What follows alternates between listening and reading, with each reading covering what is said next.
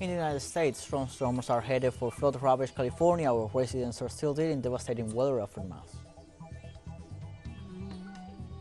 In France, the Senate approved the deeply unpopular reform to the country's pension system. The country is ongoing massive demonstrations nationwide. And in Syria, Israeli missile attacks in Tartus and Hama left 3 military personnel wounded and caused material losses.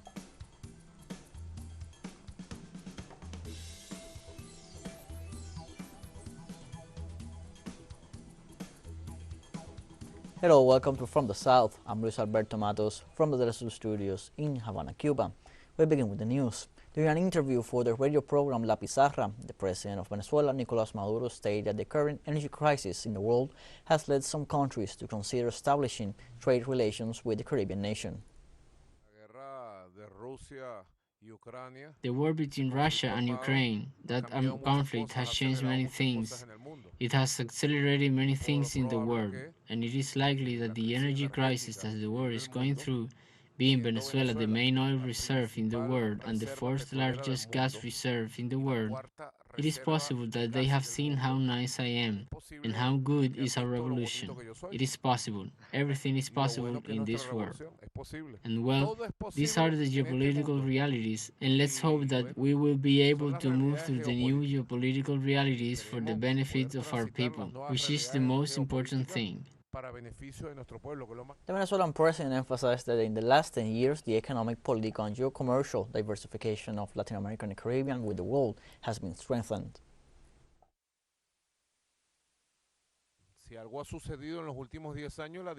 Something that has happened in the last 10 years is the economic, commercial, and geopolitical diversification of Latin America and the Caribbean with the world. The deep and close relationship with China, the close relationship with Russia across the continent, with India, and with Europe. We have been breaking the ties of dependence that unite us by means of domination schemes imposed in our continent by the United States Empire. Likewise, the president of Venezuela, Nicolás Maduro, assured that his country has been assessing the evolution, recovery, and reactivation of CELAC and UNASUR.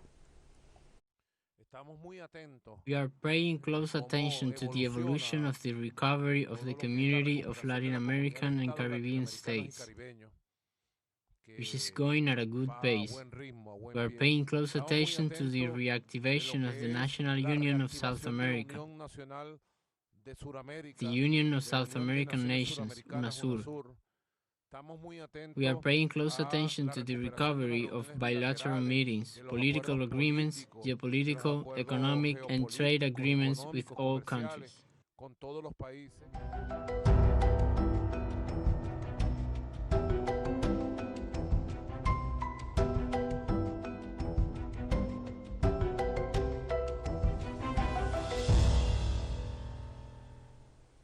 The government of Peru announced relief measures for the agricultural sector following crop losses caused by Cyclone Yaku.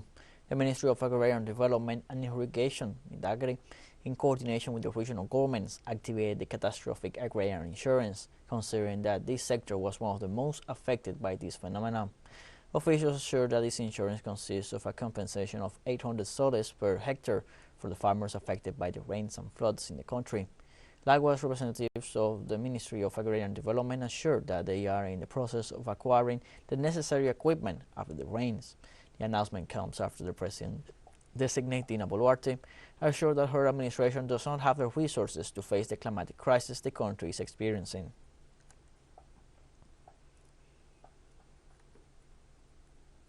In the United States, another round of storms is headed for flood-ravaged California, where residents are still dealing with impassable roads, overflowing rivers, flooded neighborhoods, and a levee breach that forced the evacuation of hundreds of people. The Weather Forecasting Service indicated the arrival of a new atmospheric river on Monday, threatening heavy rain and even more flooding in central and northern California. About 15 million people remain under flood warnings in California and Nevada as the storm approaches. The Weather Prediction Center said that Monday night, rain will impact increasingly sensitive portions of central California that were hard hit by rainfall on Friday and early Saturday.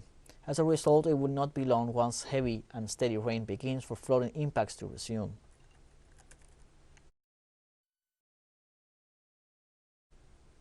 On Saturday night, Hurricane Freddy entered Mozambique for the second time, lashing the South African country with heavy rains and affecting transport and telecommunication services.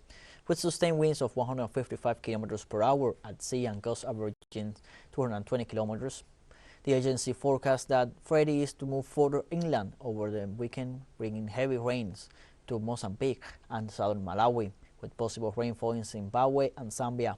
They also noted that the hurricane is unlikely to weaken while inland in the next week, as there is a good chance that it will return to sea. According to authorities, in several areas of the country, the population has reported blackouts and the loss of telecommunication lines in several regions of the country.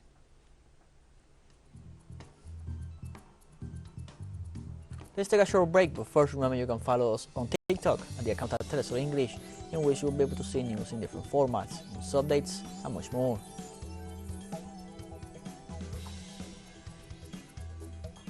Other stories coming up, stay with us.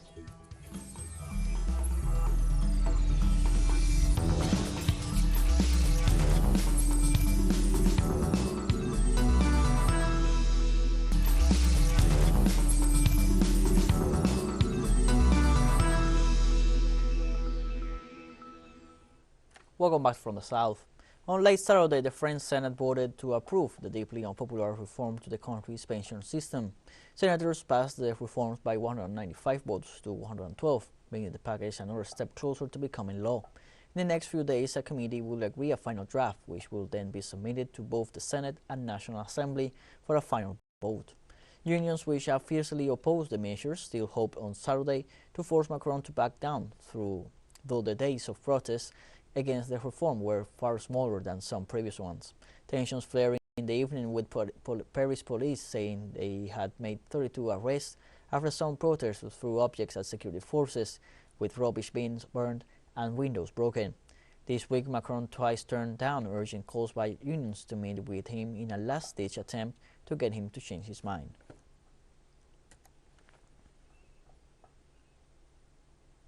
In Greece, at least 15,000 people protested on Sunday against the conservative government, which they blamed for the causes of a recent train accident with a death toll of 57. According to the capital's television, the demonstrations caused the closure of several streets in the capital, while in Thessaloniki, the second most important city in the country, similar scenes of blockades were repeated by thousands of workers and students. Demonstrators demand the resignation of the team of Prime Minister Kyriakos Mitsotakis, who this week publicly acknowledged the responsibility of the executive. The Ministry of Finance recently announced a pension of €15,000 per month for the relatives of the fatal victims for next Thursday. A 24-hour general strike is planned, called by the trade union centers GCE and ADEDI, which will demand the search for the real culprits of the accident.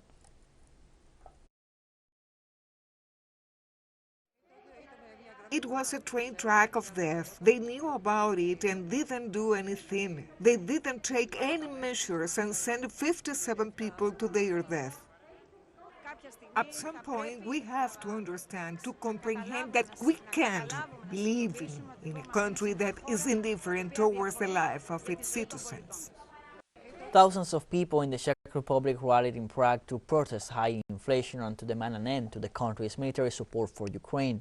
A new political group organized the rally in Prague's Wenceslas Square as an anti-poverty rally, as participants called for the resignation of the coalition government. Party leader Jindřich Rasch said they wanted a government that cares first and foremost about the interests of Czech citizens. His group blames the European Union for rising energy prices. Ukraine was a key issue at Saturday's rally, where the crowd called for a peaceful solution to the war.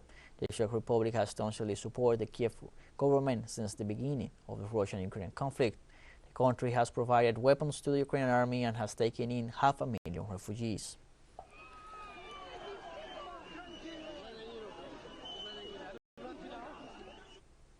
Meanwhile, in Spain, more than 2,000 people took to the streets of the northern city of Bilbao as part of a march in support of Russia. Demonstrators marched to the Bilbao Mayoral Building, holding flags of Russia and the Donetsk and Lugansk People's Republics. Protesters underlined that they are against NATO's strategy, against military support for Kiev, and against the increase of EU countries' military budgets. They also called for the redistribution of these resources for social spending and support for the population due to rising prices for electricity, basic products, and services. Similar rallies were also witnessed in other European countries such as Germany, France, Belgium, and the UK.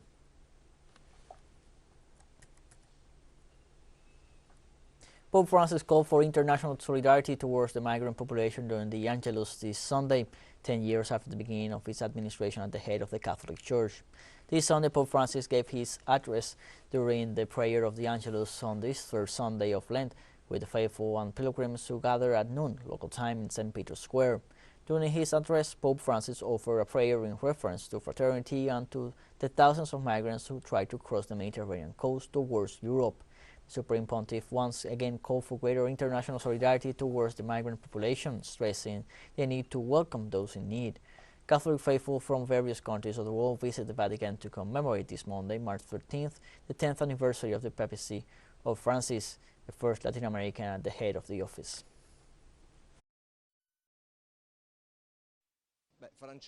Francesco, the name is already related to a program. We know the story of Saint Francis of Assisi, and he identified himself very much in this dimension, and because of this he got much closer to the people, making us feel closer to him. He is a pope for this time. He managed to grasp today's needs and to propose them to the whole universal church, and this is a beautiful intuition that he had, enlightened by the Holy Spirit. And now he's giving the church a push forward for the time to come. He is showing good for the future.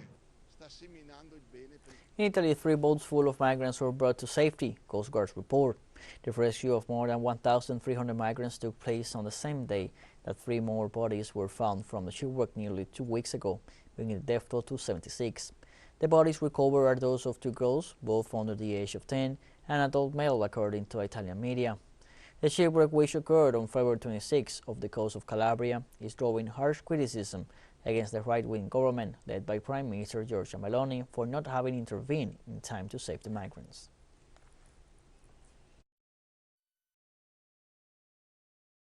On Saturday, thousands of Israelis gathered in Tel Aviv to protest judicial reforms they fear will erode democracy in the country. The uproar over Netanyahu's legal overhaul has plunged Israel into one of its worst domestic crises. Beyond the protest, opposition has surged from across society, with business leaders and legal officials speaking out against what they say will be the ruinous effects of the plan. The rift has not spared Israel's military, which is seeing unprecedented opposition from within its own ranks. Hundreds of Israeli women's rights activists, dressed as characters in the popular television series The Handmaid's Tale, joined the rallies.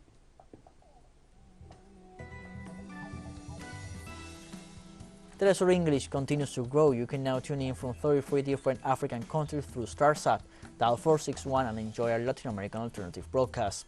One final short break and we'll be right back, so don't go away.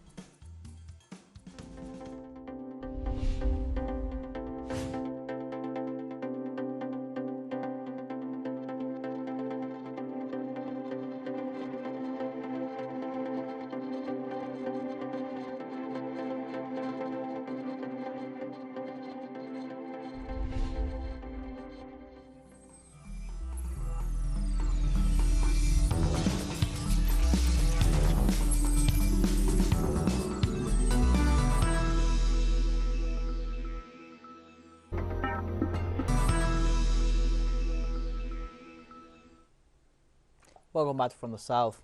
On Sunday, 3 military personnel were wounded and material losses were reported after Israeli missiles hit Tartus and Hama. According to the Syrian Arab News Agency, a military source reported that around 7:15 a.m. local time on Sunday, March 12th, the Israeli carried out an air attack with volleys of missile fires from the airspace of northern Lebanon. The air defenses intercepted some of the missiles, while the impact of the remaining ones caused material losses and injuries to 3 soldiers, detailed the state agency. In view of the repeated attacks, Damascus urged the Security Council of the United Nations organization to issue a public condemnation of the constant aggressive Israeli actions that directly threaten regional and international peace and security.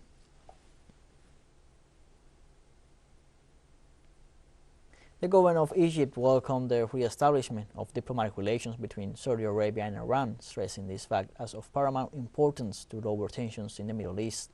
Egypt's Minister of Foreign Affairs, Sameh Shoukry, stressed the importance of this step and the direction taken by Riyadh and Tehran to eliminate the points of tensions. in the relations at the regional level.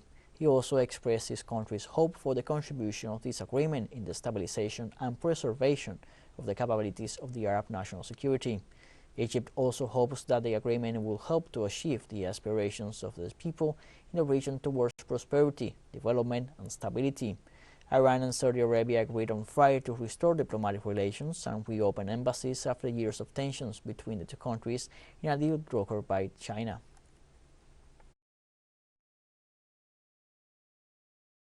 A preliminary report by South Africa's anti-corruption agency cleared President Cyril Ramaphosa from any responsibility in the covered-up scandal in which he was involved. The public prosecutor notified the parties concerned of the preliminary details of its investigation, while Ramaphosa's spokesman, Vincent Magwenya, assured that the president had received the report and stressed that his client would not be involved in any crime. According to the document, the head of the Police Protection Unit acted inappropriately by investigating the case on his own without notifying the police after Ramaphosa's complaint. The cover-up scandal against the president broke out in June 2022 after he admitted to stealing $500,000 in cash from a ranch he owned.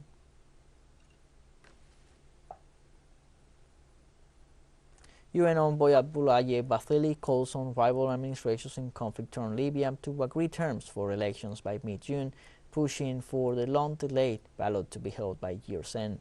The Senegalese diplomat told the UN Security Council last month he had a new initiative to break a deadlock in talks on the legal basis for presidential and parliamentary elections, initially planned for December 2021.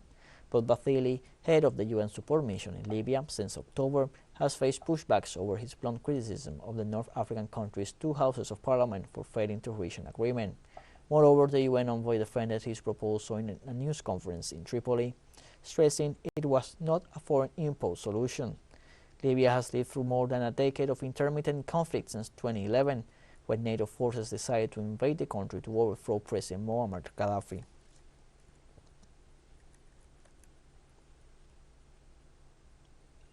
Moving on to the World of Baseball Classic 2023, 3 teams have secured their spot in the quarterfinals: Cuba, Japan, and Italy. In Cuba's last matchup of round 1 on Sunday, Johnson's team dominated a fired-up Chinese Taipei squad 7-1. Like during its win against Panama, Cuba clicked all the sides of the ball. They scored 4 quick runs in the first, taking the loud Taiwanese crowd out of the game. Erisbel Arruabarrena added insult to injury, with the stadium signing a 2-run homer to the deepest part of the ballpark. Cuba added 2 more runs in the second, and Santos added 1 more run on an RBI single in the fourth. Cuba's pitching staff was also fantastic, holding Chinese Taipei's hot bats silent. Cuba advances to the quarterfinals after finishing first in Pool A after coming out on top of a 5-way tiebreaker. It will face the runner-up from Pool B, very likely Australia, in Tokyo.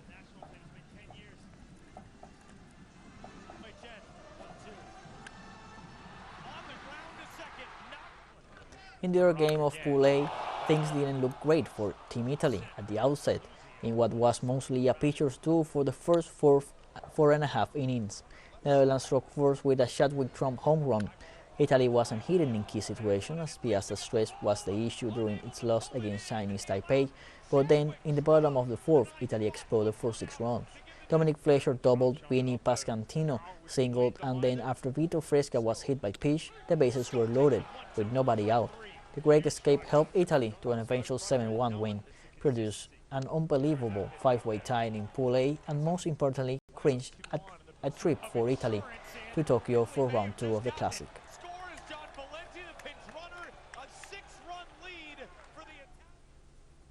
Team Japan won its 4th consecutive victory after a 7-1 win over Australia, advancing to the next round in perfect fashion. With Shohei Ohtani as the main offensive figure, Japan achieved a new triumph inside the Tokyo Dome. Ohtani opened the scoring with a 3-run homer in the very first inning. Japanese Yuhei Nakamura was also on his best performance after hitting 3 for 3 with a double and driving in one more run. The victory went to pitcher Yoshinobu Yamamoto, who was unbreakable on the mound for 4 complete innings, striking out 8 opponents. Japan will play in the quarterfinals against Italy in Tokyo.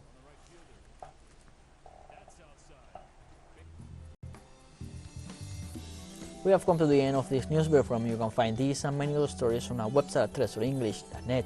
Also join us on social media, Facebook, Twitter, Instagram, Telegram, and TikTok. For teleSUR English, I'm Luis Alberto Matos. Thank you for watching.